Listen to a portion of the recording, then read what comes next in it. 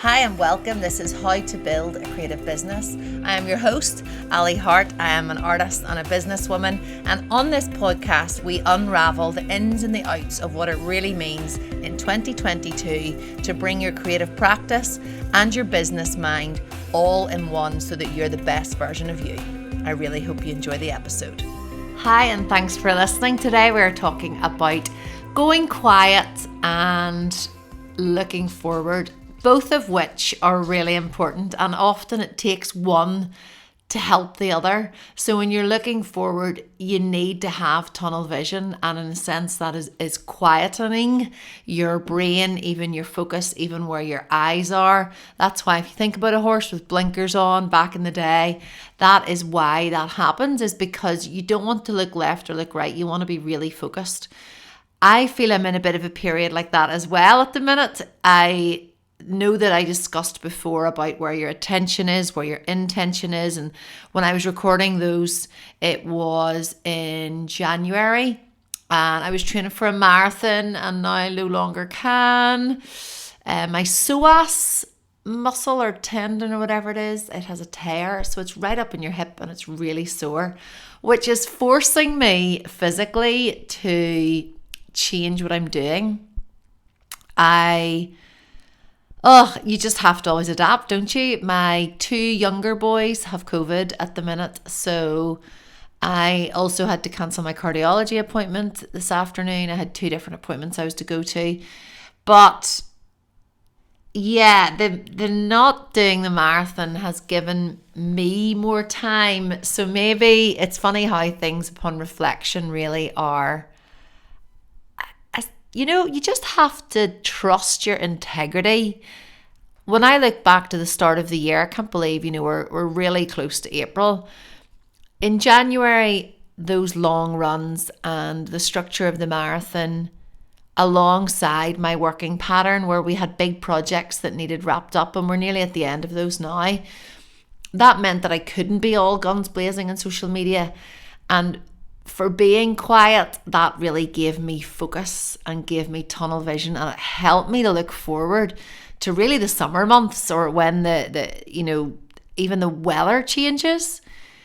So now that I don't have the marathon, and I also am in changing staff at the minute. So Sharon has moved on and Ruth works for me from home, but I'm looking for how I can change and use the studio to the maximum, because the good weather brings people outdoors. So I actually have people who never would have seen the studio before who are now looking in. So the studio is beautiful. It's in High Street in Hollywood, and the front part is a bit more like a gallery, but it's right on the high street. The sun streams in, and I do need to be opening the doors a bit more, but I'm so tied with my own work and with the boys that, so I'm allowing myself time to figure that out. And with you can let yourself have, 10 minutes or 10 hours or 10 weeks. Sometimes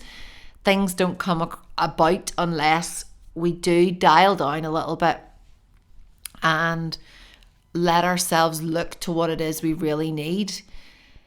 Ways that I would encourage you to do that are to have a little bit of a plan in your week. I've been kind of fumbling about and just like going from task to task, because the boys are at a stage, and I know I've mentioned this before, but it just seems like all three of them need me all the time, and that doesn't last forever. So I had written a poem this week for Mothering Sunday, it'll have been past by the time this airs, but in the poem I really discuss about the transition from babies to bigger. So my boys are now entering, the oldest one's a teenager, and then the youngest one's coming 6 next month. I sometimes think I'm still in the baby stage, but I am so out of that. And I know that everybody says the days are long and the years are short, but man alive, it's so true. So with me having had the privilege of building the business around it, all I want to do is paint. And in order to do that, I have to quieten down. So I'm not taking on any more commissions. I'm mentoring on the 7th of May, small group sessions, and then I'm not taking on any more students.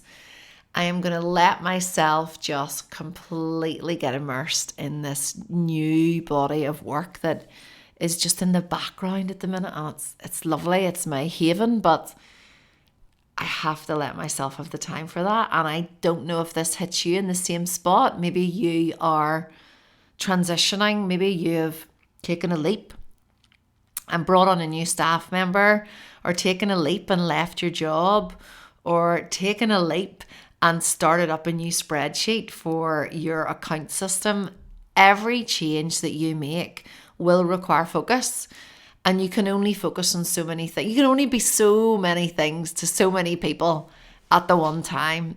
And when I think back to my advice to new mums, which is always take one feed, take one nappy, take one sleep at a time, well, it's the same in business.